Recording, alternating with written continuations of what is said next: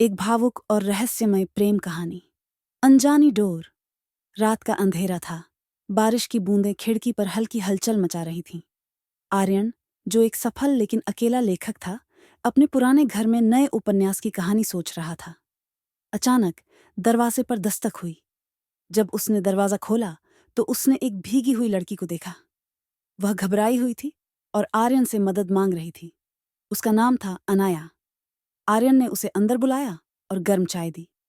बातचीत के दौरान अनाया ने बताया कि वह अपनी याददाश्त खो चुकी है और उसे केवल अपना नाम याद है। आर्यन ने उसे सहारा दिया और कुछ दिनों तक अपने घर में रहने दिया। धीरे धीरे दोनों के बीच एक अनकही डोर बंधने लगी। आर्यन को लगने लगा जैसे वह अनाया से पहले भी मिल चुका है, लेकिन उसे कुछ याद नहीं आ रहा था। कुछ दिनों बाद अनाया के अजीब सपने शुरू हुए।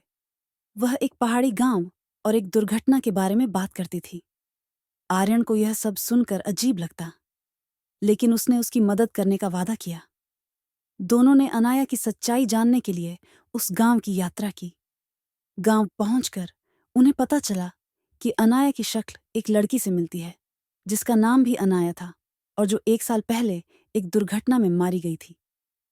आर्यन को भी उस जगह पर एक अजीब सा जुड़ाव महसूस हुआ। जब वे उस पुराने घर में पहुंचे जहां दुर्घटना हुई थी, अनाया को धीरे धीरे सब याद आने लगा। सच्चाई सामने आई कि अनाया वास्तव में मर चुकी थी और उसकी आत्मा आर्यन तक अपनी अधूरी प्रेम कहानी पूरी करने आई थी। पिछले जन्म में आर्यन और अनाया ने एक दूसरे से गहरा प्यार किया था, लेकिन अनाया की अचानक मौत ने उन्हें अलग कर दिया था।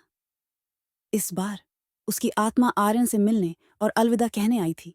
जब अनाया की याददाश्त पूरी तरह लौटी, उसने आर्यन को धन्यवाद दिया। वह रोते हुए उससे विदा लेती है और कहती है, प्यार अधूरा हो सकता है, लेकिन यादें कभी खत्म नहीं होती। आर्यन अपने आंसुओं के साथ उसे जाते हुए देखता है। वह कहानी यहीं खत्म नहीं हुई। आर्यन ने उसी घटना पर एक उपन्यास लिखा, जो बेस्ट सेलर बन गया। लेकिन उसके लिए वह कहानी केवल एक उपन्यास नहीं थी, वह उसकी जिंदगी का हिस्सा थी। इस तरह उनकी प्रेम कहानी अधूरी होते हुए भी अमर हो गई।